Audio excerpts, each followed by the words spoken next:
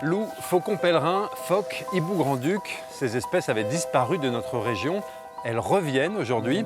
Alors que dit ce retour de nos efforts pour lutter contre l'effondrement du vivant? Comment cohabiter avec ces espèces sauvages? Faut-il par exemple rendre à la nature des espaces accaparés par l'homme? On va retrouver tout de suite un guide naturaliste dans cette très belle et protégée Valleuse d'Antifère. Il faut longer la falaise, se frayer un chemin au milieu des rochers, quitter un moment le monde des humains. À y regarder de plus près, il y a de la vie aussi, ici.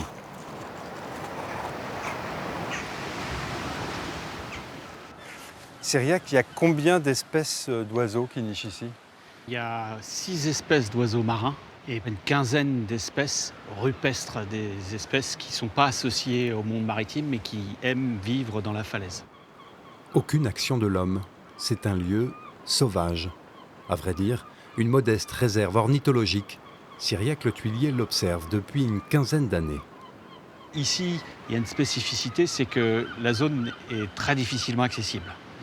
Et c'est une porte d'entrée pour le retour d'espèces jadis disparues. Ainsi, aux côtés des grands cormorans, des goélands argentés, un rapace est revenu s'installer. C'était au début des années 90. Le faucon pèlerin, il a disparu de la côte d'Albâtre, comme de toute la partie du nord-ouest de la France, à cause de l'utilisation des insecticides, et notamment les DDT en agriculture, des insecticides surpuissants qui ont été utilisés après la guerre, et que, fort heureusement, nos législateurs ont interdit.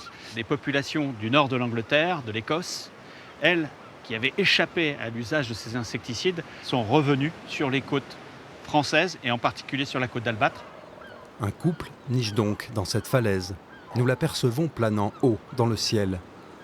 La région en compterait une soixantaine aujourd'hui. Quelle continuité il manquerait à ce lieu pour que la nature puisse se développer et que, par exemple, de nouvelles espèces arrivent ici? Il faut absolument préserver la paroi qui offre une zone de quiétude de toute activité humaine qui serait susceptible de porter atteinte à ce caractère très apaisant pour les oiseaux.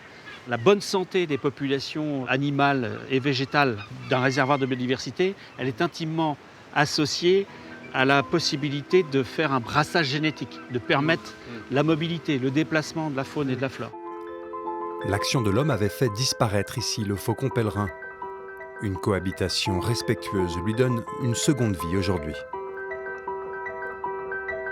Qu'en est-il plus largement en Normandie? Comment se porte la faune dans notre région?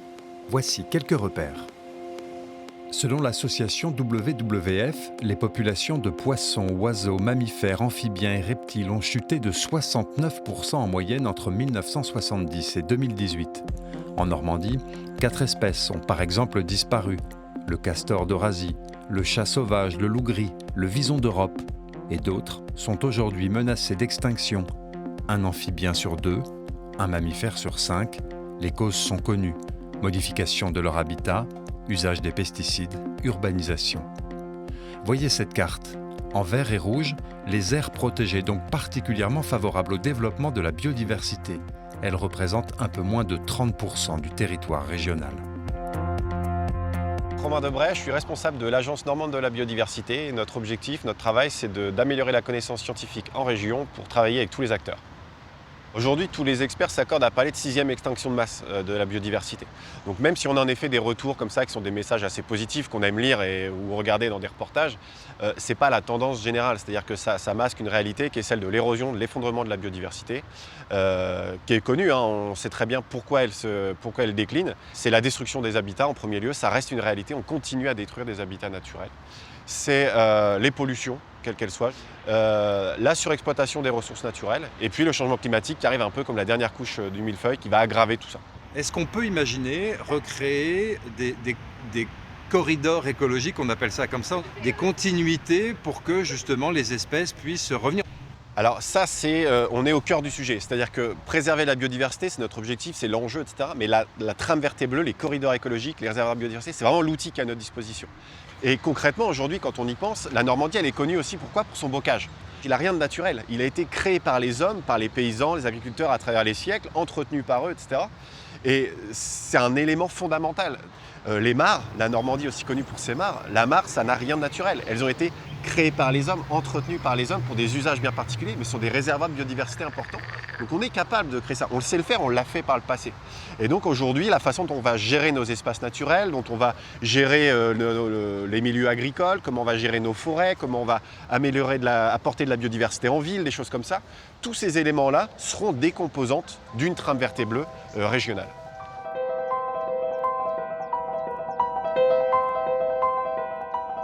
On l'a vu, le retour de quelques espèces animales dans notre région ne suffit pas à empêcher le très fort déclin de la biodiversité. Ainsi, les zones sous protection forte, c'est-à-dire sans aucune pression humaine, représentent 0,54% du territoire normand aujourd'hui. La région envisage de passer à 1% d'ici à 2030.